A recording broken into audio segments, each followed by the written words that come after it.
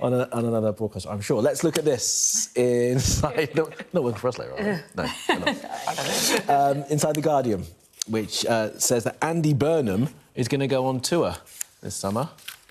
Yep, he is. So I think part of this is wanting to wrestle back a bit of the political narrative from Reform and Nigel Farage, which, you know, maybe is easier said than done. But Andy Burnham, essentially, obviously, is going to be Prime Minister on the 20th of July. And he really wants to start his administration with a much more positive tone than the previous one under Keir Starmer. When him and his team are looking at what they kind of feel was the original sin of Keir Starmer, they're looking at things like the winter fuel allowance, taking that away from pensioners, and also the freebies donation scandal. But they're also thinking about just the way Keir Starmer and Rachel Reeves almost immediately lent into this. There's a £22 billion black hole. Everything's going to get very difficult. You're all going to have to bear with us. I think Andy Burnham and his team are thinking, actually, we need to be a lot more positive than that. We need to give people a reason to hope. We need to set out Labour's agenda as one that is going to bring hope and joy to the country rather than more misery and suffering. So his plan is to go around the UK, especially to parts of the UK that are sort of falling away in terms of their Labour support. So bits of the South Coast, Reform, dominating areas, and, of course, Aberdeen, where the Tories recently won a by-election. And they just want to kind of spread this message that the Labour Party is going to try and reduce cost of living pain for people and put in policies that are going to make people's lives better off. We'll see if that actually, you know, amounts to anything or if it's just more kind of rhetoric. Yeah, well, exactly. I mean, how much difference do you think it can make, being more positive, being more hopeful, if you haven't got the money to materially change things too much? I think what he's hoping most for, Andy Burnham, is a World Cup win on the 19th, because that would give a real bounce and a boost and a Burnham bump to the country for him to come in. It wouldn't be hard for it to be a more positive start, because that really was, after the July 2024 victory, which was, you know, landslide, really, Starmer didn't capitalise on that at all, and really we went into a kind of autumn, winter of doom, didn't we? Yeah.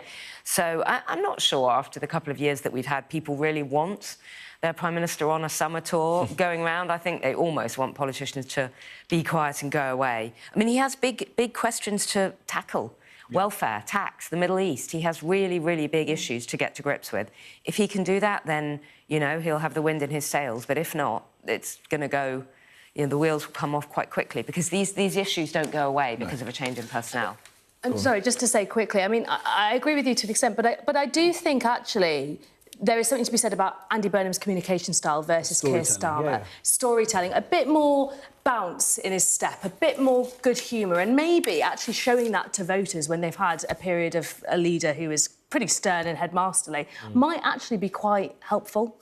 And also because of the way he came in, good for people to get to know him as well and find out a little bit about more about I would agree that Starmer signally failed to ever connect with people, really lacking charisma and all of that kind of...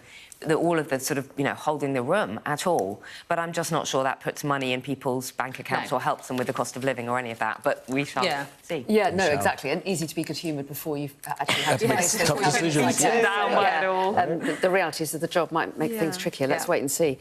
Emma, take us to... The Guardian, which talks about one of the challenges, one area, the NHS, that will face him. What are they talking about here? A shortage of key workers in the NHS? Yeah, so this is a comprehensive review that's just been published. We know that we have a backlog of around 8 million people, patients on the waiting list across the NHS. And earlier this year, do you remember the story about surgeons? And we have plenty of surgeons, but lots of them were not able to get into operating theatres, so they were only operating sort of one day a week when they could have been really ploughing through that backlog.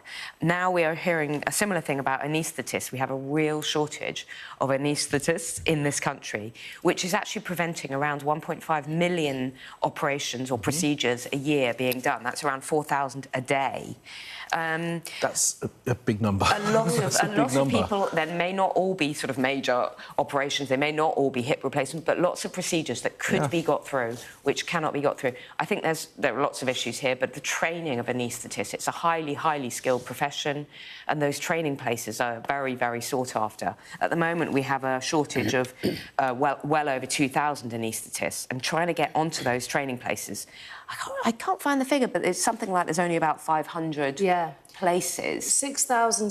So last year there were 6,770 applications for anaesthetist training posts for just 539 training positions. Yeah. It's huge. Yeah. So even getting onto the courses, and obviously it takes. I mean, you know, it's like any other kind of medical degree. You're talking about 6 or 7 years to be fully skilled. They're very, very skilled anaesthetists. They're the ones watching over you when you are in those operations where, you know, are you going to wake up? The pain management, all of that. So it's a very, very skilled job.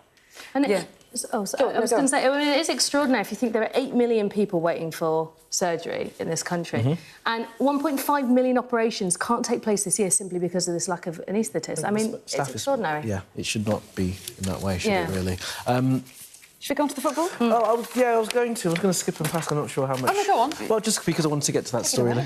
Yeah, I know which one you're talking about. Well, there are two that I want to get. I want to scare everyone who's about to get on a plane, and then talk about the king. On, then. So let's start with this. I mean, that picture itself of a man nearly sucked out of a seat on a Ryanair flight. What? I mean, it's just extraordinary. So there was this flight. I think it was going. It was from Greece to Germany. It sounds like there was some sort of catastrophic engine failure. Something hit one of the windows. The window shattered. I think they were 20,000 feet up.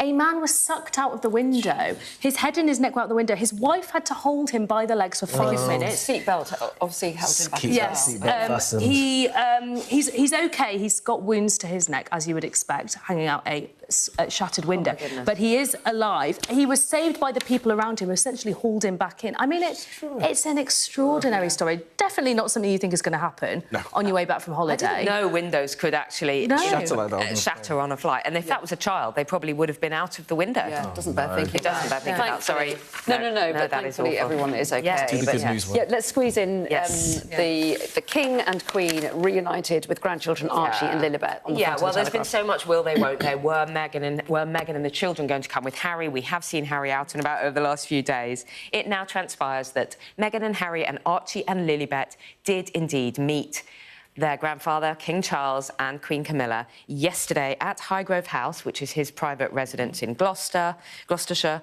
They hadn't seen them for 4 years. They haven't seen the children for 4 years. So, yeah, it sounds like that was a nice reunion. Yeah, exactly. And on that positive note, we got to one in the end. We will leave it there and say thank you both very much. Thank you. Thank you.